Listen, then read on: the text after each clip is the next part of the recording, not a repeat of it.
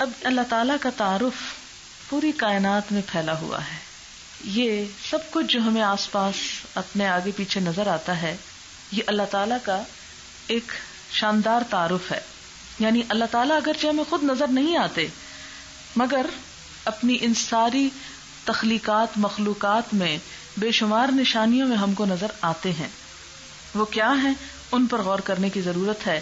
ان فی خلق السماوات والارض، یقیناً آسمانوں کی پیدائش میں، آسمانوں میں جو بے شمار مخلوقات ہیں. مثلاً آپ دیکھیں کہ 100 کروڑ گیلیکسیز موجود ہیں، اور ایک گیلیکسی میں 1 ارب ستارے، اور ایک گیلیکسی دوسری گیلیکسی سے بسا اوقات اس طرح گزر جاتی ہے کہ کوئی ٹکراؤ نہیں ہوتا. یہ ساری چیزیں حرکت میں بھی ہیں. کلن فی فلک یسبحون. ان سب کو بنانے والا، پھر مینٹین کرنے والا خود کتنا بڑا ہو سکتا ہے.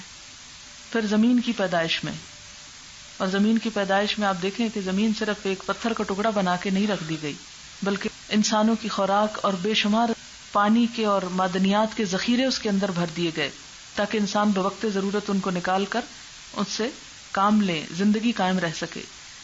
پھر وہ جو نارتھ اور ساؤتھ پول کے اندر جو میگنیٹ ہے، جس کے ذریعے جو بجلیاں آپ کی چمکتی ہیں اور جس سے وہ نائٹرس آکسائڈ پیدا ہوتی ہے جو آپ کے پھر فصلوں کو اگانے میں کھاد کا کام دیتی ہے.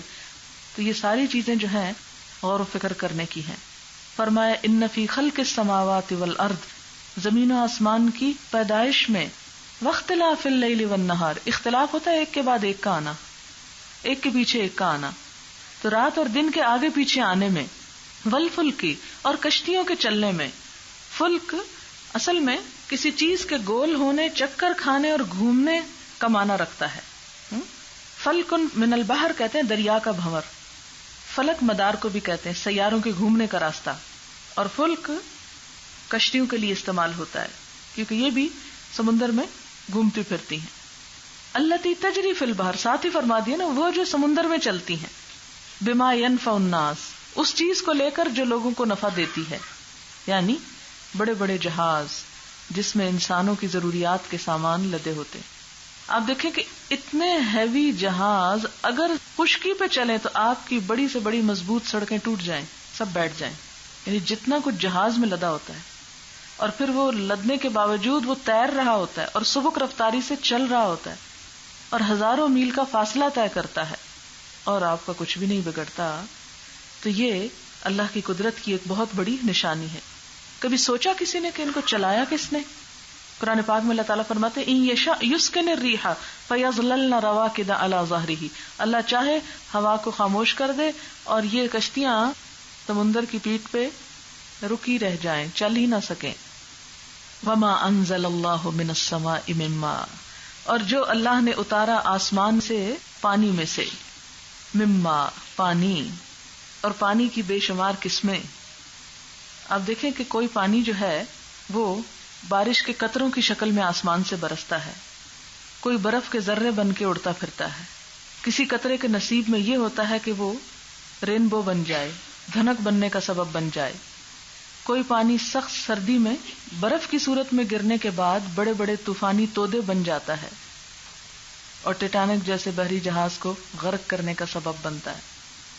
آپ کو یہ معلوم ہوگا کہ اللہ تعالیٰ نے پانی صرف بارش کی شکل میں نہیں اتارا، برف کی شکل میں بھی اتارا، اور وہ برف زمین پہ جما دی. آئس برگ کہاں ہوتے ہیں؟ پہاڑ پہ یا سمندر پہ؟ سمندر میں ہوتے ہیں. اچھا، کہتے ہیں کہ کینیڈا کے شمال مشرقی سمندر میں کچھ آئس برگ ایسے ہیں، تقریباً 40,000 گلیشیئرز سمندر میں بہہ کر برفانی سمندری پہاڑ یا آئس برگ بن جاتے ہیں یا بن چکے ہیں. ان کا حجم اتنا بڑا ہوتا ہے کہ B9 جو انٹارکٹک برگ ہے، جس کا علم 1987 میں ہوا، 95 میل لمبا ہے، 95 مائلز ایک آئس برگ، اور 22 میل چوڑا ہے. پورا ایک شہر اس پہ آباد ہو سکتا. سائنسدانوں کا خیال ہے کہ اگر اس کو پگھلانے کی کوشش کی جائے تو 20 سال لگیں گے، اور پھر اگر اس کو پگھلا کے جو پانی ملے گا اس سے اگر دنیا کا ہر انسان 2 گلاس پانی پیے تو 2000 سال تک پانی ختم نہ ہوگا. یہ جو روز پروپیگنڈا ہوتا ہے نا، آبادی بڑھ رہی ہے اور وسائل ذخیرے ختم ہو رہے ہیں، یہ سب جھوٹ ہے. صرف ایک آئس برگ اگر وہ پگھلا لیا جائے تو پگھلے گا 20 سال میں. وہ بھی اللہ تعالیٰ کی ایک حکمت ہے نا، فوراً پگھلا کے ہم ختم کر دیں 20 سال لگیں گے. اور اگر ہر شخص بھی اس میں 2 گلاس پانی پیے روز تو کتنے سال لگ جائیں گے؟ 2000 سال تک پانی ختم نہیں ہوتا آپ کے لیے. تو یہ اصل میں جو ہے سمندر میں، لیکن برف اوپر سے ہی آتی ہے. اسی لیے اللہ تعالیٰ نے فرمایا وَمَا أَنزَلَ اللَّهُ مِنَ السَّمَاءِ مِن مَاءٍ، آسمان سے جو پانی اتارا، فَأَحْيَا بِهِ الْأَرْضَ بَعْدَ مَوْتِهَا، پھر اس سے زمین کو اس کے مرنے کے بعد زندہ کیا. کیا مراد ہے؟ یعنی فصلیں اگائیں. وَبَثَّ فِيهَا مِن كُلِّ دَابَّةٍ، اور زمین میں ہر طرح کے جاندار پھیلا دیے، ہر طرح کے جاندار. آپ نے دیکھا ہوگا کہ برسات میں جب بارشیں زیادہ ہوتی ہیں تو جاندار بھی زیادہ ہو جاتے ہیں. وَتَصْرِيفِ الرِّيَاحِ، اور ہواؤں کے چلنے میں، کبھی ٹھنڈی، کبھی گرم، کبھی خشک، کبھی سرد، کبھی آندیاں، کبھی طوفان. والسحاب، اور بادل. المسخر بین السماء والارض، جو مسخر کیے گئے آسمان اور زمین کے درمیان. کیا نبی صلی اللہ علیہ وسلم نے بادلوں سے اوپر جا کر دیکھا تھا کہ مسخر ہیں؟ کیا آسمان کے ساتھ لگے ہوئے دیکھا تھا؟ اس زمانے میں تو کوئی چیز نہیں جاتی تھی. زمین پہ بیٹھے ہوئے ہمیں کیا لگتا ہے کہ جیسے بادل آسمان کے ساتھ ساتھ پھر رہے ہیں یا اس کے قریب قریب ہیں. تو یہ جو بات کی گئی نا کہ درمیان میں مسخر کیے گئے، درمیان سے مراد سینٹر نہیں، مراد یہ کہ نہ وہ زمین کے اوپر لگے ہوئے ہیں نہ آسمان پہ چپکے ہوئے ہیں، بلکہ وہ بیچ میں ہیں. اسی لیے ان کو سائبان کی طرح بھی کہا گیا. کالظلل من الغمام. مسخر کا ایک معنی ہوتا ہے تابع فرمان اور ایک ہوتا ہے ضابطے کے اندر. ان سب چیزوں میں کیا ہے؟ ان فی خلق کے بعد یہ ساری چیزیں بتا کے فرمایا لآیات لقوم یعقلون، بڑی نشانیاں ہیں. لیکن کس کے لیے؟ اس قوم کے لیے جو عقل رکھتی ہو، اور جو عقل نہ رکھتی ہو، آنکھیں بند کر کے جیے، ان کے لیے کچھ نہیں. وَمِنَ النَّاسِ، اور لوگوں میں سے، انسانوں میں سے کچھ ایسے بھی ہوتے ہیں، من جو یتخذو بنا لیتے ہیں، من دون اللہ، اللہ کے سوا، اللہ کو چھوڑ کر کیا بنا لیتے ہیں؟ اندادن، شریک. پیچھے بھی آپ پہلے پارے میں اندادن کا لفظ پڑھ چکے ہیں. یہ ند کی جمع ہے، روٹ ہے نون دال دال، ند. ندہ کا مطلب ہوتا ہے سخت نفرت کرنا، بھاگنا، مخالفت کرنا. تو ند جو کسی شے کی ذات اور جوہر میں شریک ہو، کسی چیز کی ذات میں شریک ہو لیکن شراکت کے لیے نہیں، رقیب اور مد مقابل کے طور پر. ایک شراکت تو ہوتی ہے نا موافقت کی، شریک ہونا، اور ایک ہوتی ہے کسی کے بیچ میں شامل ہو جانا مخالفت کے لیے. تو ند ایسا ہی شریک ہے، ایسا ہی ہمسر ہے جو رقیب کے طور پر سامنے اٹھے. تو لوگوں میں سے کچھ ایسے ہیں جو اللہ کے سوا دوسروں کو اس کا ہمسر مد مقابل بناتے ہیں، اور پھر صرف یہیں پر بس نہیں کہ ان کو بناتے ہیں بلکہ یحبونہم، ان سے محبت بھی رکھتے ہیں. حب، محبت، ہے بے بے، اس کا روٹ ہے حبہ، دانے کو کہتے ہیں. دانا زمین میں ڈالا جاتا ہے اور چھپ جاتا ہے. محبت بھی دل میں ہوتی ہے اور چھپی بھی ہوتی ہے بنیادی طور پر. تو حبہ یا حبو کا مصدر ہے حب، محبت. جو چیز پسند ہو یا جو شے اچھی معلوم ہو، اس کو چاہنے کا نام حب اور محبت ہے. محبت کی 3 صورتیں ہوتی ہیں، یا تو کسی لذت کے سبب ہوتی ہے، یا کسی نفع کے باعث، یعنی جس طرح انسان فائدہ دینے والی چیزوں سے محبت کرتا ہے، مثلا مال، یا کسی فضیلت کی وجہ سے، جس طرح کہ اہل علم باہم علم کی وجہ سے محبت رکھتے ہیں. اللہ تعالیٰ کا بندے سے محبت کرنے کا مطلب ہے اس پر انعام کرنا، نوازنا، اور بندے کا اللہ تعالیٰ سے محبت کرنے کا معنی ہے اللہ کا قرب تلاش کرنا، اللہ کا مقرب بندہ بننا. اور یہاں وہ محبت کرتے ہیں ان سے، کن سے؟ شریکوں سے. کیسی محبت؟ کحب اللہ، جیسی اللہ سے محبت کرنی چاہیے۔ حقیقت یہ ہے کہ انسان اپنی فطرت کے لحاظ سے، فطرت کے اعتبار سے، اپنی اصل کے اعتبار سے مجبور ہے کہ کسی سے شدید محبت کرے۔ یہ ہر انسان کے اندر ایک فطری داعیہ ہے۔ اب جو جس سے محبت کرتا ہے اسی کو دراصل اپنا معبود بنا لیتا ہے۔ ان المحب لمن يحب مطیع، اس کا وہ مطیع ہو جاتا ہے، پھر وہ اس کی اطاعت بھی کرتا ہے، یعنی اس کی تعظیم کے ساتھ ساتھ اس کی بات ماننا بھی اس میں شامل ہو جاتا ہے۔ اللہ تعالیٰ چونکہ انسان کو نظر نہیں آتا، اس لیے اس کے فضل، شرف، بزرگی، بڑائی، کبریائی، عظمت، ہر صفت کے ہونے کے باوجود ہم اس کو بھول کر نظر آنے والی چیزوں سے دل لگا بیٹھتے ہیں۔ یہ بالکل ایک فطری بات ہے۔ انسان اپنی زندگی میں مختلف چیزوں کو چاہتا ہے اور اس کی وجوہات میں نے ابھی بتائی، بعض اوقات لذت، بعض اوقات فائدہ، بعض اوقات فضیلت۔ اس سے روکا نہیں گیا، منع نہیں کیا گیا، لیکن کوئی بھی ایسی چیز جس کی محبت اللہ کی محبت سے، اللہ کی ذات سے بڑھ جائے، وہ پھر انسان کو شرک کے درجے پہ پہنچا دیتی ہے۔ انسان اپنی فطرت کے اعتبار سے اس کی روح معبود کا بھی تقاضا کرتی، یعنی جہاں انسان کے اندر محبت کا جذبہ ہے وہاں انسان کی فطرت میں عبادت کا جذبہ بھی ہے۔ اس کی ایک حص ہے جو تسکین نہیں پاتی جب تک وہ کسی کی عبادت نہ کرے، یہ اس کی ایک ضرورت ہے۔ جس طرح بھوک ایک ضرورت ہے، بھوک بھی لگتی ہے کھانے کی ضرورت کے لیے، اسی طرح اور بھی بہت سی انسان کے ساتھ ضروریات ہیں جس میں اس کے اندر اللہ تعالیٰ نے وہ جذبات بھی پیدا کر دیے۔ تو عبادت بھی ایک انسان کا جذبہ ہے جس کی تسکین چاہتا ہے، وہ محبت بھی ایک جذبہ ہے جس کی وہ تسکین چاہتا ہے۔ اب اگر کوئی انسان کیا کرتا ہے، اللہ تعالیٰ کو چھوڑ کر کسی ظاہر نظر آنے والی چیز کو ایسی اہمیت دیتا ہے جتنی اللہ تعالیٰ کی ہونی چاہیے، تو یہ بات اللہ تعالیٰ کو قابل قبول نہیں۔ یعنی جذبہ عبادت کے تحت جو محبت اور تعظیم ہے وہ صرف اور صرف رب ہی کی ہونی چاہیے، اس کے علاوہ کسی اور کی نہیں۔ اسی لیے فرمایا والذین آمنوا، وہ لوگ جو ایمان لائے، اشد حبا للہ، اللہ کی محبت میں سب سے زیادہ شدید ہوتے ہیں۔ ساری محبتیں اللہ کی محبت کے تابع ہوتی ہیں۔ وہ مال سے محبت کرتے ہیں، ایسا نہیں ہوتا کہ ان کے دلوں میں مال کی محبت نہیں ہوتی، لیکن کس لیے؟ اللہ کی محبت میں وہ محبت ہوتی ہے۔ جیسے حضرت سلیمان علیہ السلام نے کہا تھا انی احببت حب الخیر عن ذکر ربی، میں نے مال کی محبت اپنے رب کے ذکر کی وجہ سے اختیار کی ہے، یہ مال مجھے اپنے رب کی طرف بڑھنے میں مددگار ہے۔ پھر انسان انسانوں سے بھی محبت کرتا ہے، لیکن کن انسانوں سے؟ جو اسے رب کی طرف بڑھنے میں مدد دیتے ہیں۔ جیسے آپ دیکھیں کہ نبی صلی اللہ علیہ وسلم کی محبت بھی ایمان کا حصہ ہے۔ کیا فرمایا گیا کہ تم میں کوئی شخص اس وقت تک مومن ہی نہیں ہو سکتا جب تک کہ نبی صلی اللہ علیہ وسلم کو اپنے والدین، اولاد اور سب انسانوں سے زیادہ بڑھ کر نہ چاہے۔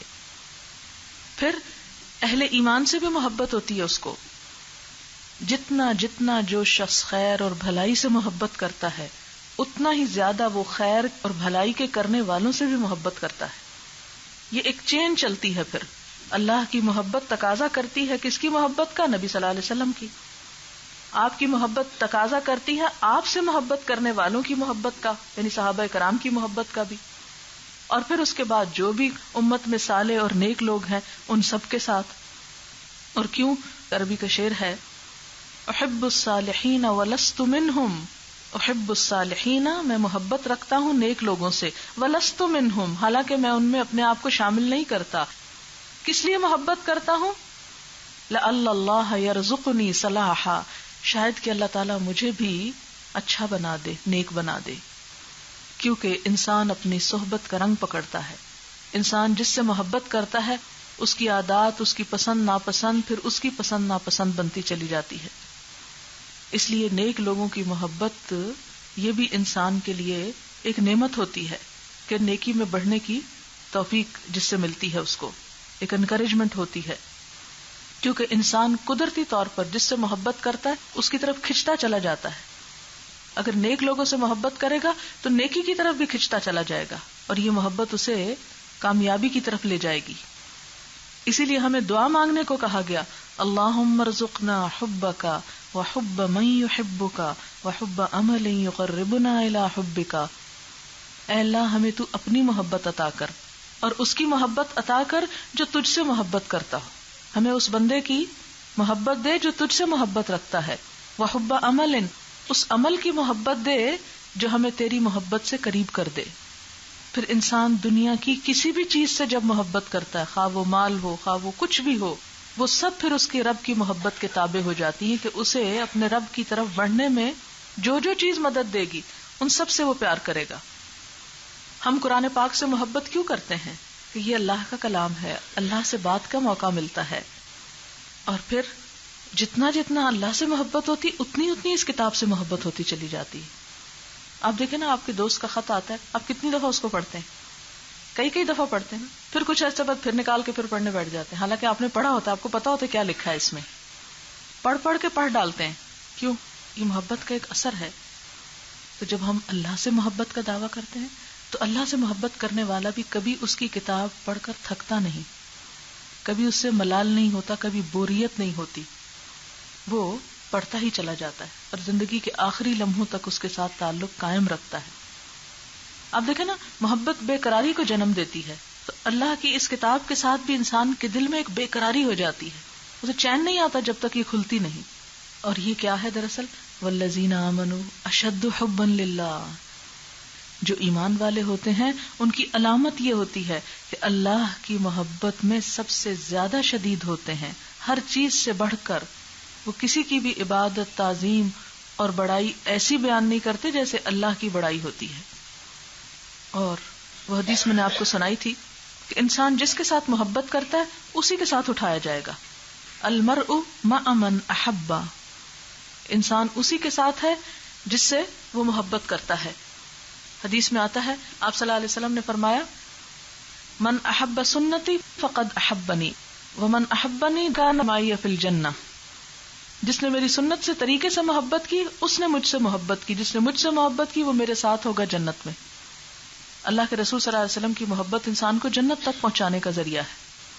اور پھر اسی طرح اس شخص کا حال کہ جس نے کہا ہے اللہ کے رسول صلی اللہ علیہ وسلم میں آپ کی مجلس میں حاضر ہوتا ہوں تو میرے دل کو اطمینان رہتا ہے، جب میں چلا جاتا ہوں بے قرار ہو جاتا ہوں، پھر مجھے چین نہیں آتا جب تک میں آپ کے پاس نہ پہنچ جاؤں. اب مجھے فکر یہ ہے کہ دنیا سے جانا تو برحق ہے، کیا بنے گا میرا کہ قیامت کے دن آپ تو معلوم نہیں کہاں ہوں گے بلند درجات پہ، اور میں کہاں ہوں گا. تو اس پر اللہ تعالیٰ نے اس کے جذبہ محبت کی قدر فرمایا کہ جو اچھے کام کرے گا. آپ دیکھیں کہ محبت کو ایک عمل میں ڈھال دیا کہ جو اچھے کام کرے گا پھر وہ ایسے لوگوں کے ساتھ ہوگا خواہ ان کے درجات کتنے ہی بلند کیوں نہ ہو. اسی طرح ایک دفعہ صحابہ کرام حضور صلی اللہ علیہ وسلم کے وضو کا پانی لے کے اپنے جسم کو مل رہے تھے. آپ نے پوچھا یہ کیوں کر رہے ہو؟ کہنے لگے آپ سے محبت کی وجہ سے. آپ نے فرمایا جو مجھ سے محبت کرتا اسے چاہیے کہ اپنے پڑوسی کا خیال رکھے. فوراً یہ محبت کا رخ اس طرف موڑ دیا کہ کوئی عمل کر کے دکھاؤ، کوئی اچھا کام کرو، دوسروں کے حقوق کا لحاظ رکھو. اسی طرح ایک شخص آپ کے پاس آیا، کہنے لگا یا رسول اللہ صلی اللہ علیہ وسلم میں آپ سے بہت محبت کرتا ہوں. آپ نے فرمایا اپنی بات پہ غور کر لو، اس لیے جو مجھ سے محبت کرتا ہے اسے پھر فقر و فاقہ کا سامنا کرنے کے لیے تیار ہو جانا چاہیے. یہ محبت کی راہ مشکل کی راہ ہے. ایک شعر بھی ہے، انہی پتھروں پہ چل کر اگر آ سکو تو آؤ، میرے گھر کے راستے میں کوئی کہکشاں نہیں ہے. تو محبت تو پتھروں پہ چلنا سکھاتی ہے. یعنی محبت کا تقاضا کیا ہے کہ انسان پتھروں کو بھی خوشی کے ساتھ برداشت کرے. تو اسی طرح اللہ اور اس کے رسول صلی اللہ علیہ وسلم سے محبت کی وجہ سے اگر زندگی میں کچھ تلخیاں اور مشکلات آ جائیں تو انہیں بھی جی جان سے لگانا چاہیے کہ یہ اس کے راہ کی تلخیاں ہیں. اور یہی ہے دراصل والذین آمنوا اشد حبا للہ. وہ لوگ جو ایمان لاتے ہیں اللہ کی محبت میں سب سے زیادہ شدید ہوتے ہیں، ہر چیز سے بڑھ کر. یہ فرق بتا دیا گیا ایک عام انسان کا اور ایک ایمان والے کا. اور اس محبت کا تقاضا کیا ہے کہ اللہ کی رضا کو ہر دوسرے انسان کی رضا پر مقدم رکھا جائے. لیکن جو لوگ کسی اور دھوکے میں مبتلا ہیں، دوسری نظر آنے والی ہستیوں سے ایسی محبت کرتے ہیں جیسے اللہ سے محبت کی جانی چاہیے، تو پھر قیامت کے دن کیا ہوگا؟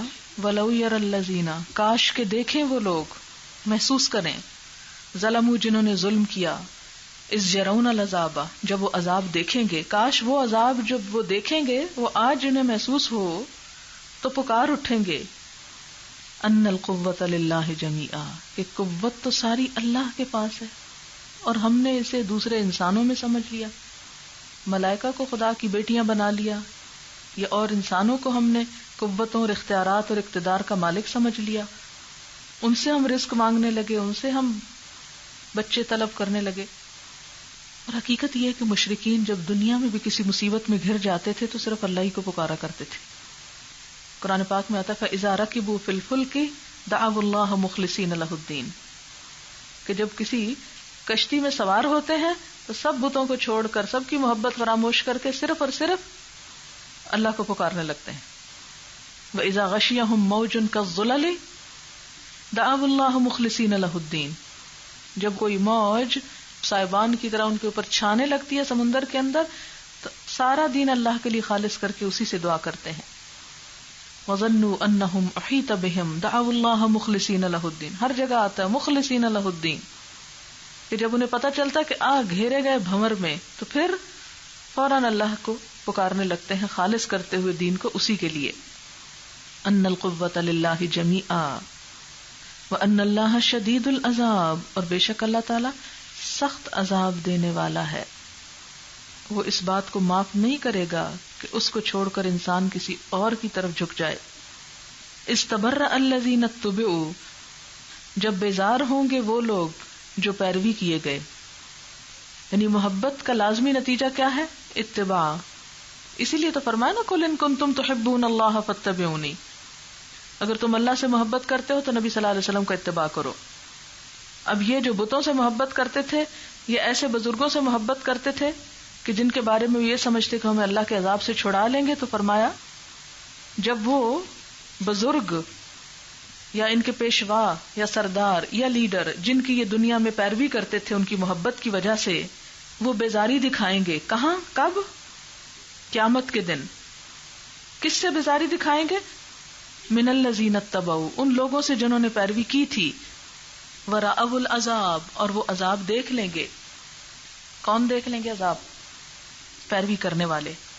وتقطعت بهم الاسباب، اور ان کے درمیان سارے تعلقات ختم ہو جائیں گے. وہ جو پیشوا اور فالوورز کا رشتہ تھا وہ سب ان کے درمیان کٹ کر رہ جائے گا.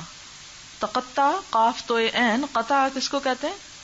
کاٹنے کو، منقطع ہونا. اسباب سبب کی جمع، سبب رسی کو کہتے ہیں، رسی کا کام جوڑنا ہوتا ہے، تعلقات مراد ہیں. اور تبرع جو ہے بے رے حمزہ برا، کسی مکروہ یا تکلیف دہ چیز سے نجات پانا، اس سے اظہار بیزاری کرنا. اب یہ نقشہ کھینچا جا رہا ہے. قیامت کے دن کچھ ایسی ہستیاں ہوں گی جن کی لوگوں نے عبادت کی ہوگی، یا جن سے اللہ سے بڑھ کے محبت کی ہوگی، اور کچھ ان کے پیروکار ہوں گے. یہ جو اللہ کے نیک بندے ہوں گے وہ کیا کریں گے؟ اپنے پیروکاروں سے اعلان بیزاری کریں گے، ہم نے تمہیں کہا تھا کہ ہم سے اتنی محبت کرو یا ہماری عبادت کرو یا ہماری اطاعت کرو، اور ان سے منہ موڑ کے چلے جائیں گے. تقطعت بہم الاسباب، سب رشتے ختم ہو جائیں گے. یہ کیوں ایسا ہوگا؟ وہ رشتے کیوں کٹ جائیں گے؟ ہوگا یہ کہ آج تو اللہ تعالیٰ نظر نہیں آتے نا، تو اللہ کے اوتار بنا لیے ہم نے، اللہ کی صفات نظر آنے والی چیزوں کو دے دی. جب اللہ تعالیٰ اپنی اصل شکل میں ظاہر ہوگا تو یہ سب اوتار غائب ہو جائیں گے، پھر کوئی نظر نہیں آئے گا. اور وقال الذین اتبعوا، اور کہیں گے وہ لوگ جنہوں نے پیروی کی ہوگی، لو ان لنا کرۃ، کاش ایک دفعہ واپس جانے کا موقع مل جائے. ایک دفعہ. کرۃن، یہ تے کون سی ہے؟ تائے وحدت ہے، مؤنث کی نہیں ہے، تائے تانیث نہیں ہے. تائے وحدت کیا معنی دیتی ہے؟ ایک بار، یک بار، اونلی ونس. ایک دفعہ کسی طرح چانس ملے واپس جانے کا دنیا میں، پھر ہمیں وہ موقع ملے تو ہم کیا کریں؟ فنتبرأ منہم، ہم بھی ان سے بیزار ہوں، کما تبرؤوا منا، جس طرح انہوں نے ہمیں بیزاری دکھائی ہے، آج یہ ہم سے آنکھیں نہیں ملا رہے. کذالک یریہم اللہ اعمالہم حسرات، اس طرح اللہ ان کے سامنے ان کے اعمال حسرتیں بنا کر پیش کرے گا کہ اب واپس تو کوئی نہیں لوٹ سکتا، اور وہ گیا وقت ہاتھ آتا نہیں، اور اب وہ ماضی میں جو کچھ کیا وہ بالکل حسرت بن جائے گا. وما ہم بخارجین من النار، اور وہ آگ سے نکلنے والے بھی نہیں، کیونکہ شرک کی سزا دائمی جہنم ہے. آج بھی آپ دیکھیں کہ ہمارے معاشرے کے اندر کس قدر یہ کاروبار عام ہے کہ لوگ بعض انسانوں کو خدا کا درجہ دے دیتے ہیں، ان سے جا کے حاجتیں مانگتے ہیں، ان کے آگے سر جھکاتے ہیں، ان کے ہاتھ میں ساری قوتیں سمجھتے ہیں. قیامت کے دن یہ راز کھل جائے گا کہ قوت تو صرف اللہ کے پاس ہے، اختیار تو سارا اس کے پاس ہے. وآخر دعوانا ان الحمد للہ رب العالمین. سبحانک اللہم وبحمدک، نشہد ان لا الہ الا انت، نستغفرک ونتوب الیک. والسلام علیکم ورحمۃ اللہ وبرکاتہ.